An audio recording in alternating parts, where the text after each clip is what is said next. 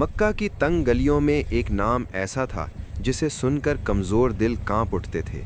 وہ نام تھا عمر بن خطاب، ایک ایسا شخص جس کی قوت، سختی اور غیرت پورے شہر میں مشہور تھی۔ وہ اسلام کے سب سے بڑے دشمنوں میں شمار ہوتے تھے، لیکن تاریخ گواہ ہے کہ اللہ جس دل کو ہدایت دینا چاہے وہاں نہ تلوار کام آتی ہے، نہ غرور، نہ طاقت۔ یہ وہ وقت تھا جب مسلمان مکہ میں کمزور تھے، ایمان لانے والوں پر ظلم کیا جاتا، انہیں جلتی ریت پر لٹایا جاتا، کوڑے مارے جاتے، صرف اس لیے کہ وہ اللہ ایک ہے کہتے تھے۔ اور عمر بن خطاب رضی اللہ عنہ وہ ان مظالم کو روکنے والوں میں شامل نہیں تھے، بلکہ ان میں شمار ہوتے تھے جو اسلام کے پھیلاؤ کو ختم کرنا چاہتے تھے۔ ایک دن عمر رضی اللہ عنہ غصے سے بھرے ہوئے تلوار ہاتھ میں لیے گھر سے نکلے۔ ان کا ارادہ واضح تھا، وہ رسول اللہ صلی اللہ علیہ وسلم کو قتل کرنے جا رہے تھے۔ یہ بات صحیح روایات سے ثابت ہے کہ عمر رضی اللہ عنہ اس نیت سے نکلے تھے کہ اسلام کا خاتمہ کر دیں۔ راستے میں انہیں نعیم بن عبداللہ ملے جو چھپ کر مسلمان ہو چکے تھے۔ انہوں نے عمر کے چہرے پر غصہ اور ہاتھ میں تلوار دیکھی تو پوچھا، کہاں کا ارادہ ہے؟ عمر نے کہا، محمد کو قتل کرنے جا رہا ہوں۔ نعیم نے حکمت سے جواب دیا، پہلے اپنے گھر کی خبر لو، تمہاری بہن اور بہنوئی اسلام قبول کر چکے ہیں۔ یہ بات سن کر عمر رضی اللہ عنہ کا غصہ اور بڑھ گیا۔ وہ سیدھے اپنی بہن فاطمہ بنت خطاب رضی اللہ عنہا کے گھر کی طرف لپکے۔ جیسے ہی عمر رضی اللہ عنہ قریب پہنچے، آواز بند ہو گئی۔ انہوں نے دروازہ زور سے کھٹکھٹایا۔ اندر داخل ہوتے ہی بہنوئی سعید بن زید کو مارا، پھر بہن پر ہاتھ اٹھایا۔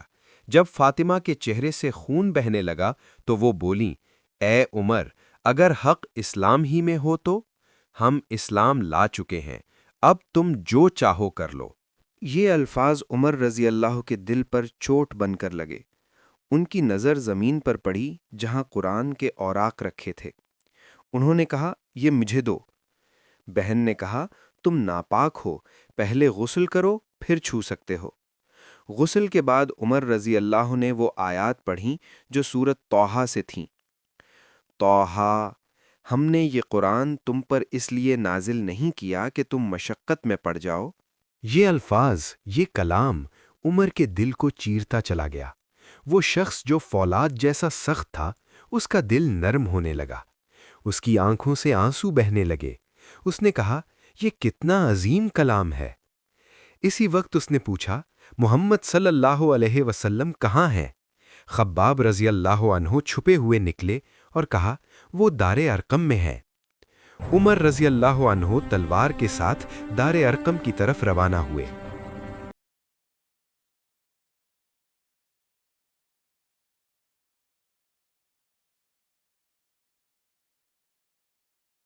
عمر رضی اللہ اندر داخل ہوئے۔